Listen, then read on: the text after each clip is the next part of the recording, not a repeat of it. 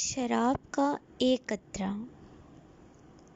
حضرت سیدنا علی مرتضیٰ شیر خدا امام علی علیہ السلام شراب سے نفرت کا اظہار کرتے ہوئے فرماتے ہیں، اگر کسی کنویں میں شراب کا ایک قطرہ گر جائے اور اس پر مینار تعمیر کیا جائے تو میں اس مینارے پر اذان نہ دوں گا۔ اگر کسی دریا میں شراب کا ایک قطرہ گر جائے، پھر وہ دریا یا خشک ہو جائے اور وہاں گھاس اگ جائے تو اس گھاس پر بھی اپنے جانور نہ چراؤں۔